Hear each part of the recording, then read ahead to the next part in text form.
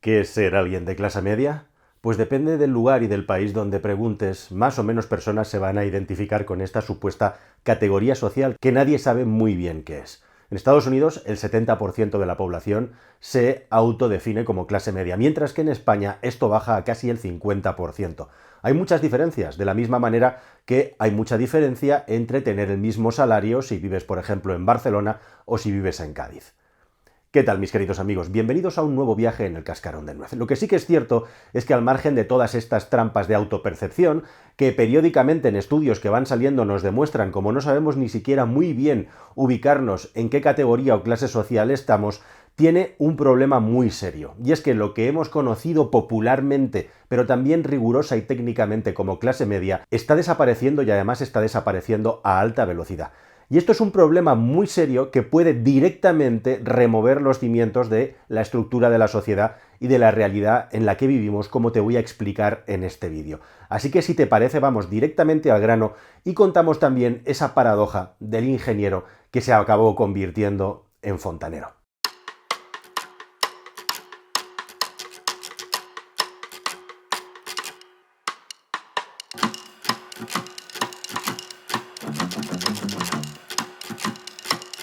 Bueno, la inmensa mayoría de personas tienen esa conciencia de ser clase media porque es una cosa puramente de contraposición. La gente tiene muy clara que no es millonaria ni multimillonaria y por lo tanto no se identifica con las clases altas o más altas, e igualmente también la mayoría de las personas en este país no tienen dificultades para comer ni viven en la calle y por lo tanto no se consideran pobres. Y por lo tanto, bueno, pues hay una masa entre medias que es la gran masa de la clase media. Pero según estrictamente la OECD, la clase media viene conformada por aquellas personas que tienen, si tomamos el salario medio de toda la población, una posición salarial bruta que va del 75% de esa media, de lo que sería el 100%, o sea, un salario por debajo de la media del salario total bruto, a un 200% de la media del salario bruto. Así que nos estaríamos moviendo, para que te hagas una idea, si consideramos técnicamente a una persona clase media, a alguien que gana poco más de 1.000 euros brutos al mes, hasta unos 2.700, 2.750 euros brutos al mes en España en el año 22, eso sería considerado clase media, que es un pelotón, como digo, de gente muy grande. Si te preguntan de una manera subjetiva, la mitad de la población dice que es clase media, y realmente dividir la población en tres grupos sociales, clase baja, media y alta, es una simplificación bastante grande. Normalmente se suelen poner dos elementos más, uno por debajo de la clase media, que sería la media baja, y otro por encima, que sería la clase media alta. Pero bueno, al margen de todas estas disquisiciones, lo importante, lo interesante y lo relevante es que lo que es el papel y lo que es la situación de la clase media ha ido evolucionando mucho a lo largo de los últimos aproximadamente 40 años, 30-40 años, y lo que estamos viviendo y asistiendo es a una descapitalización de la clase media, podríamos decir, una pérdida de poder económico de la clase media, provocada precisamente por la evolución de la economía, de la sociedad y también de la demografía. La paradoja de la clase media es que el salario es un elemento, es un factor que está muy bien utilizar, pero realmente si queremos afinar más el tiro y saber exactamente qué es clase media o no, sería saber exactamente qué es lo que te queda en el bolsillo, en el banco, después de haber asumido todos los gastos básicos y también todos los gastos, podríamos decir, a los que la sociedad hoy en día te empuja. Alimentación, educación, sanidad y, por encima de todo y sobre todo, el mundo de la vivienda. Y aquí es donde encontramos una diferencia abismal, brutal. Nuestros padres, al menos los de mi generación, que nacimos en la segunda mitad de los años 70, compraban pisos, compraban casas con unos precios que hoy en día son absoluta ciencia ficción y que trabajando eran capaces de liquidar en plazos de tiempo muy cortos, 3, 5, 7, 10 años a lo sumo, y con unos costes que no les obligaban a retener o a frenar mucho su capacidad de consumo y de ocio, que en aquellos tiempos tampoco era tanto. Pero como digo, la sociedad ha ido avanzando y una de las grandes paradojas de sentirse clase media es precisamente que cuanto más ganas y más acumulas, si vas aumentando tu gasto, puede que no te quede absolutamente nada, por mucho que tu salario esté en la franja media o incluso en la franja alta. Esto se ve muy bien reflejado, por ejemplo, en las sociedades de los Estados Unidos de América, donde las personas ganan mucho dinero, pero igualmente tienen una cantidad de gastos tremendos, algunos gastos que podríamos decir que son necesarios o imprescindibles y otros gastos que son absolutamente superfluos, pero que forman parte de ese mecanismo de tracción que hacen que una sociedad sea tan fuerte, tan potente y tenga, digamos, un nivel económico tan alto, que es cuánto te gastas fuera de casa en productos, servicios y un larguísimo etcétera. Se hizo viral este cuadro de una familia de los Estados Unidos de América en la que entre el marido y la esposa juntaban $500.000 brutos en salario al año, que se les quedaban en menos de $280.000 una vez descontados todos los impuestos que te saca el Estado, y a continuación demostraban con su tabla de gastos que podrían sonar a ciencia ficción auténtica para personas que no vivan en ese país, como los costes de las extraescolares, los costes de los restaurantes y comer fuera, o tantos otros costes que podrían considerarse como caprichos o costes que son excesivos, frente a los costes que allí son absolutamente necesarios e imperativos. Algunos los compartimos, como los impuestos vinculados a la vivienda, las hipotecas, pero otros son mucho más altos allá, como puede ser, por ejemplo, todo lo relacionado con los seguros médicos y otro tipo de cuestiones, como digo, como por ejemplo las extraescolares. La cuestión es que efectivamente, al final, la gran trampa de la clase media o de sentirse de clase media es que seas empujado hacia adelante en el nivel de gastos hasta tal punto que por mucho dinero que ganes, lo único que acumules son productos y servicios necesarios o superfluos. Y aquí es donde todo se está rompiendo y donde todo está acabando respecto a como lo habíamos conocido, porque en los años 80 la clase media fue capaz de ganar un punto de poder adquisitivo, en los años 90 un poquito más, un 1,5, 1,6%, pero es que a partir de ya el siglo XXI la clase media lo que ha ido retrocediendo, y especialmente si se compara con el 10% más rico de la población, la clase media ha perdido nada menos que en los últimos 30 años un 33% del poder adquisitivo. Y aquí es donde comienzan los problemas.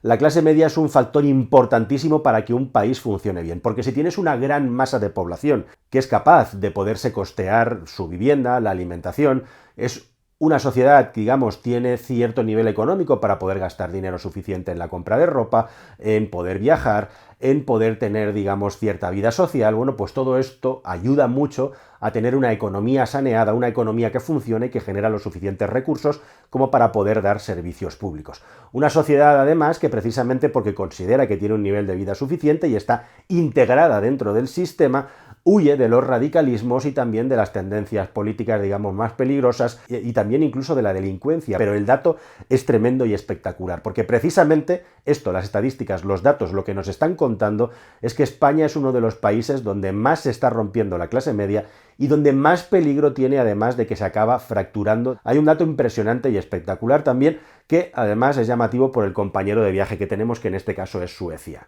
Suecia y España son los dos países de la Unión Europea que en los últimos años más clase media han perdido, pero no para ascender en el ascensor social hacia la clase media alta o alta, sino para bajar a la clase media baja o la clase baja. Concretamente, del 3,7% de personas que han abandonado la clase media, el 3,6%, o sea, prácticamente el 100%, se han ido para abajo. Como digo, esto solamente está superado por Suecia, por muy poquito, y es algo verdaderamente preocupante. Pero es que además, la clase media baja, justamente la que ha caído ahí o más abajo de la clase media baja, entre el año 2007 y el 2015, es decir, si hacemos la fotografía, el zoom mucho más reducido a una zona más concreta, más cercana a los tiempos que vivimos, tenemos que ha ganado nada menos que un 20% de población que ha acabado en la clase media baja o por debajo de la clase media baja, que es ya la clase pobre, que directamente no tiene la capacidad de poder llegar a fin de mes y vive con penuria tanto como para poder tener un techo encima de la cabeza como para poder directamente comer. Es una polarización absoluta de la sociedad en lo que los ricos cada vez son más ricos y las personas que son pobres o tienden a ser pobres cada vez son más, llamadas de una manera más extrema. Y esto, como digo, viene dado sobre todo porque los costes de la vida han crecido mucho, la esperanza de vida ha crecido mucho y el coste de la salud es cada vez más grande a nivel social y muchas personas además ahora tenemos un segundo gasto con la salud privada, un mayor coste igualmente de todo lo que es la formación. Hoy en día ya no basta con tener unos estudios superiores y evidentemente también un coste muy alto, ha crecido enormemente el coste de la vivienda. Tradicionalmente, en los Estados Unidos y en general en la sociedad, se consideraba alguien de clase media alguien efectivamente que podía tener una casa, que podía tener un coche y que todavía le quedaba algo de dinero a fin de mes para poder ahorrar e ir tirando, ¿verdad? Y todo esto ha saltado por los aires, además, como os contamos en este canal, con los ojos puestos en no solamente los costes enormes que tenemos ahora precisamente para la vivienda, para comprar un automóvil o para la formación, sino con el siguiente nivel que viene, que es que ya no puedas tener ni siquiera la propiedad, porque son, valga la redundancia, propiedad de una clase que está por encima, extractiva, que son los propietarios del suelo, son los propietarios de los automóviles que no quieren soltarlos y en definitiva son los propietarios también del conocimiento o de la tecnología del conocimiento, esa sociedad a la que vamos de no poseer nada y que todo tenga que ser, bueno, pues una especie de esclavitud en cómodas cuotas que nunca dejas de pagar si es que quieres gozar de esos servicios, o pena además de quedar absolutamente marginado de la sociedad o de los niveles, digamos, de estatus que te obliga a la sociedad a tener para poder competir en igualdad de condiciones con el resto de las personas. Y aquí es donde está el problema más grande, además, porque veníamos de una época en la que estábamos levantando un país, construyéndolo, pero una vez que el país está construido, la economía siempre tiende a tirar al mínimo esfuerzo también y a crecer por donde más fácil es crecer, por ejemplo, con el caso de la vivienda, donde las viviendas más caras están siempre más cerca de los trabajos mejor cualificados y se generan también esos círculos en los que hay como una especie de escudo de fuerza, una barrera en la que es transparente y parece que puedes acceder a ella, puedes subir de escalón, pero al final no puedes traspasarla.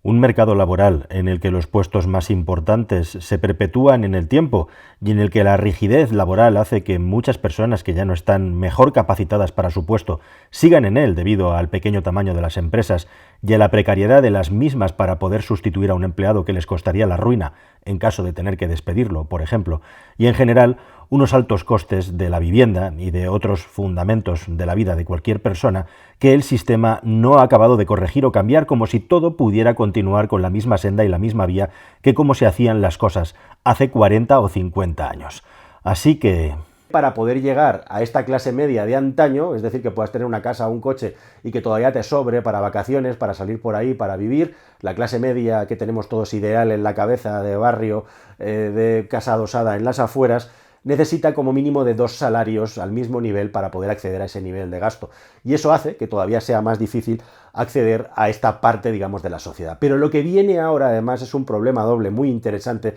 que es el asunto de la llegada de la tecnología, de todas las tecnologías vinculadas a la robotización y también a las inteligencias artificiales, que se están cargando directamente los trabajos de cuello blanco. Y eso en España lo estamos viendo de una manera muy directa y muy clara con un ejemplo como puede ser, por ejemplo, el mundo de la banca, un trabajo por excelencia de collar blanco, podríamos decir, de white collar, que dicen los anglosajones, que son todos esos trabajos de oficina administrativos, comerciales o de gestión de mandos intermedios o de intermedios altos, que están saltando por los aires por la tecnologización de la sociedad y de la economía. Y aquí es donde España tiene muchísimo que perder, porque si te vas de nuevo a las estadísticas, te encuentras que somos un país, una sociedad en la que en tanto en cuanto menor valor añadido tiene el trabajo de una persona y menor es la productividad de esta persona, más susceptible es de ser eliminada por la tecnología. Me refiero, por supuesto, no al ser humano, sino al puesto de trabajo que ocupa ese ser humano. Y como puedes ver en estas tablas de la OECD, en España estamos, eso sí, estamos liderándolo, venga, ahí vamos, somos de los mejores, entre comillas, e irónicamente, en la tasa de destrucción de empleo por parte de la tecnología que podríamos padecer, precisamente porque los puestos de trabajo, la inmensa mayoría de los puestos de trabajo de este país, no están protegidos por la absoluta merma de productividad y por la absoluta merma de competitividad, que es el grandísimo problema, el elefante en la habitación de la economía española, que nadie se atreve a meterle mano porque tiene un gran costo político. Así que, precisamente, como no lo hacemos internamente, va a ser la propia economía y la realidad tecnológica la que expulse a todas estas personas de sus puestos de trabajo, probablemente de cuello blanco, que actualmente existen en el país. Y ojo, esto está sucediendo además en un momento en el que un montón de profesiones de economía uno a uno, podríamos decir, o que yo le llamo, es decir, economía que está sobre el terreno, que necesita de unas habilidades físicas y manuales y que siguen siendo necesarias y difícilmente reemplazables de momento por la tecnología, como puede ser esto, puede sonar como muy elevado, pero te estoy hablando de tractoristas, te estoy hablando de electricistas, te estoy hablando de camioneros, te estoy hablando en definitiva de todas esas tareas que son tan absolutamente necesarias de un lampista para que la sociedad siga funcionando y que en muchos casos hoy en día en algunos países los más avanzados del mundo, como los Estados Unidos de América, tienen un déficit todavía más fuerte que el nuestro y hacen que los salarios estén creciendo. Hasta el punto que hoy en día, y ahí está la gran paradoja, que dentro de nada un lampista autónomo o ya mismo podría ganar mucho más dinero que el mejor de los ingenieros tecnológicos formados. En un momento, además, en el que después del asunto de la pandemia resulta que nos hemos creído que había una especie de boom de la economía digital, que todo se iba a transformar y no se ha medido mucho, por lo menos, no por los que están arriba decidiendo y ganando siempre en la partida, sino los que están por debajo, que la economía iba a cambiar radicalmente a raíz de la pandemia. Y ahora lo que nos estamos encontrando es que de repente Snapchat en los Estados Unidos ha echado un 20% de sus empleados, que una empresa como Vimeo, que es un servidor de vídeo, que es el más importante que hay después de YouTube, ha echado a un 6% de sus empleados, o una empresa como Shopify, empresas, startups importantes de los Estados Unidos, está echando a un 10% de sus empleados. O si te vienes a las startups europeas que tienen muchísimo dinero en su caja porque tienen mucha inversión, están expulsando a muchos de sus ingenieros y sus trabajadores, muchos de ellos muy cualificados, precisamente porque ahora sobran con el nuevo escenario que viene. De tal manera que esa paradoja de Nassim Taleb tan interesante, según la cual un taxista autónomo que tiene un hermano que es un gran inversor de bolsa siempre va a ser más resiliente y va a poder estar más protegido frente a las crisis que aquellas personas que están aprovechándose de una coyuntura del tipo que sea a nivel económico y que están sacando muchísimo provecho, pero con un marco temporal incierto, mientras que el de abajo, el taxista, siempre se va a poder ganar la vida suficientemente bien, aunque no tenga esos picos tanto para arriba como para abajo. No se quedará nunca sin trabajo. Y esa es la paradoja del ingeniero que se hizo camionero, que resulta que tenemos un gran déficit por debajo de tradiciones laborales, podríamos decir, básicas, y por encima ahora resulta que hay una burbuja tecnológica que se está pinchando. Y esa burbuja tecnológica de trabajos de cuello blanco que se está pinchando es trabajos, me vuelvo a remitir al asunto de la banca, que probablemente nunca más van a volver. ¿Dónde se van a colocar todas esas personas? Los ingenieros jóvenes, estos que entraron en las startups, ya han salido por la puerta de atrás con la penúltima crisis digital y que van a seguir saliendo a la calle en este año y el que viene, lo van a tener relativamente fácil para que cuando haya una nueva trayectoria ascendente de la economía se puedan enganchar a algún vagón. Pero para entonces, justamente la tecnologización de la economía, la inteligencia artificial y otros tantos elementos que ya están aquí en la puerta y nos lo están enseñando, como eso, como las capacidades de las inteligencias artificiales para realizar tareas cada vez más complejas, van a hacer precisamente que muchísima de esa clase media anteriormente que abandonó los trabajos manuales se encuentre ahora que no tiene sitio donde entrar para trabajar, porque precisamente la tecnología ha ocupado el lugar que tenían ellos y la perfección de esta tecnología ha hecho incluso que trabajadores de cuello blanco más avanzados en la formación acaben también saliendo de su lugar y teniendo más dificultades para encontrar su trabajo. Y volvemos al principio de este vídeo donde te contaba que la clase media toda la vida ha sido el pegamento de la sociedad, es lo que hace una sociedad fuerte, resistente, irrespirable y amigable, en el sentido de que todo el mundo tiene un bien común que proteger, que es precisamente esa calidad que nos da la sociedad en una clase media en la que todos nos beneficiamos del trabajo de todos. Si eso se rompe, estamos abriéndole la puerta a los populismos, a los radicalismos y a movimientos sociales y políticos contra el sistema que pretenden derribarlo con cualquier tipo de, podríamos decir, planteamiento, o sea cual sea el que tienen detrás, aprovechando justamente la inmensa frustración de una parte cada vez más importante de la población, que es justamente esa población frustrada, que paga sus impuestos, que no puede acceder ya a una vivienda, que la inflación le está ahogando y ya no puede ni comprar pescado para comer, y que antes era considerada clase media. ¿Qué sale de todo este caldo de cultivo tan incierto? ¿Qué sale de que cada vez más pocas personas tengan más dinero en su bolsillo y más poder? Pues un sistema y un medio que se tambalea, que tiembla y que puede tener consecuencias imprevisibles. Porque no nos olvidemos que las sociedades en las que los que más dinero tienen y los que viven mejor, si no tienen una base suficiente de sociedad que pueda comprar los bienes y productos que ellos poseen, al final van a acabar padeciendo ellos también todos estos problemas, aunque lo puedan vivir de una manera diferida, viviendo en otro lugar donde estén cerrados a cal y canto en un sitio donde nadie pueda molestarles. Pero al final, los últimos perjudicados de todo esto, y si no que se lo pregunten a Mark Zuckerberg, intentando crear una economía de donde no lo hay a falta de mejores ideas, van a ser ellos mismos. Nada más, queridos amigos, espero que este vídeo os haya parecido interesante y nos vemos aquí en un nuevo viaje en el Cascarón de Nuez. Hasta luego, adiós.